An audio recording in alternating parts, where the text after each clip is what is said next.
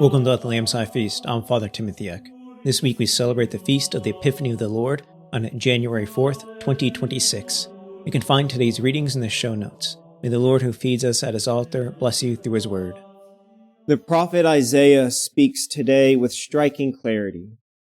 Darkness covers the earth, and thick clouds cover the peoples.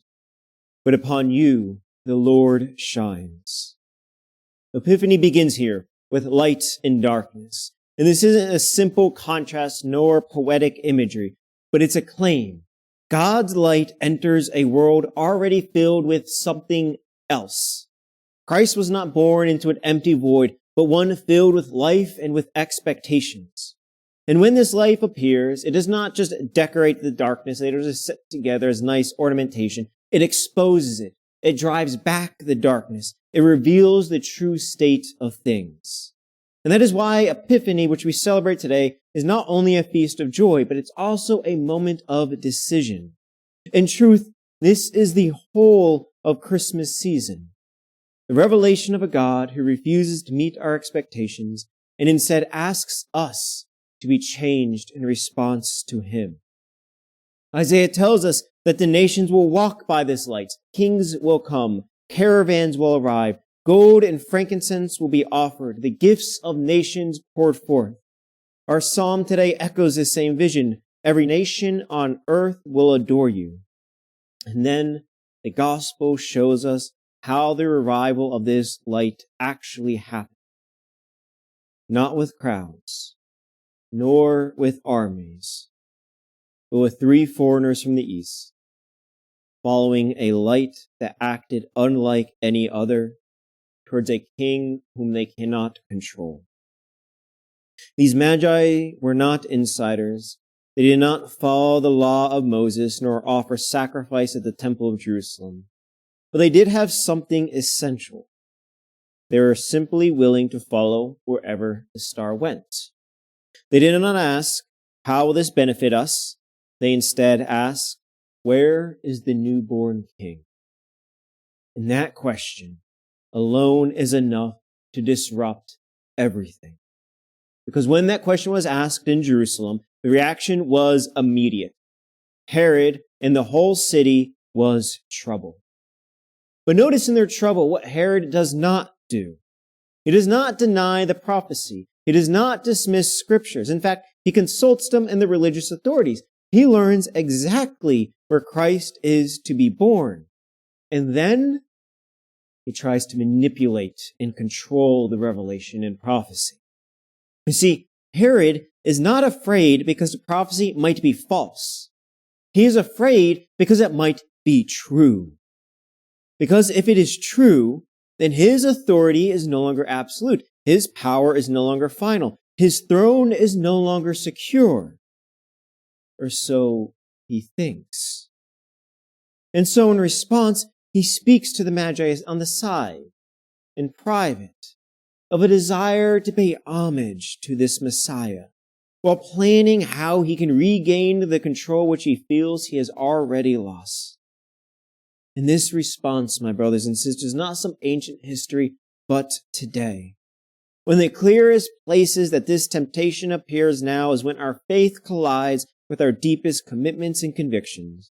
It does not matter whether we label those commitments left or right. When the gospel affirms us, we welcome it. When it challenges us, we quickly explain it away and why we need not listen to it. Like Herod, we do not deny the prophecy. We do not deny scripture. We try to manage it, though, and bend it to fit within our categories and expectations. We keep the parts that inspire us, comfort, and support what we already believe, and we set aside those which challenge. That is, Christ is welcomed, so long as it is on our terms.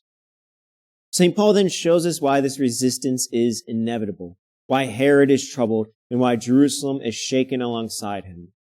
For the mystery of Christ revealed is not merely a gentle addition to the world as it is alongside all the other things that we have, but a divine eruption. It is a revelation that everyone falls beneath his authority. No earthly power stands on its own. No worldly allegiance is absolute. Everyone now belongs to the one body under the one Lord as co-heirs of the one promise. This revelation leaves no authority untouched and no allegiance unchallenged. And that is why our resistance is not accidental, but inevitable. And our gospel then sets before us two responses to this resistance. There is the way of Herod: fear, calculation, and control. Christ tolerated only so long as he is harmless. And there is the way of the Magi. They rejoice, they go out on a limb, they enter the home and prostrate themselves before God as they offer what they have. But then they do something else in the gospel method that we hear that at times we can overlook. They return home by another way. An encounter with Christ always calls us to change our direction in life in some way, and they responded by going home another way. And so we are left to ask ourselves, do I welcome Christ gladly until he asks something of me?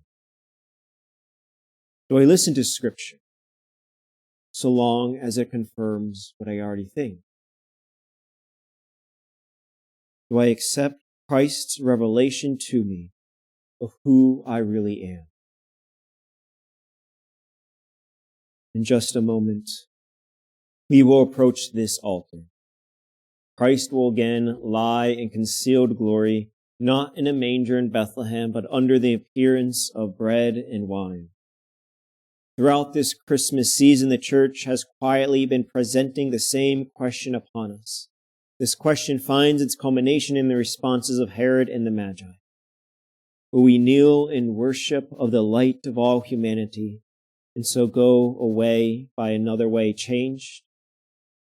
Or will we try to control and banish this light into the peripheral and hidden places of our souls so that it might not disturb us? The light of Epiphany basks upon us. It is left for us to leave changed or illuminated but exposed.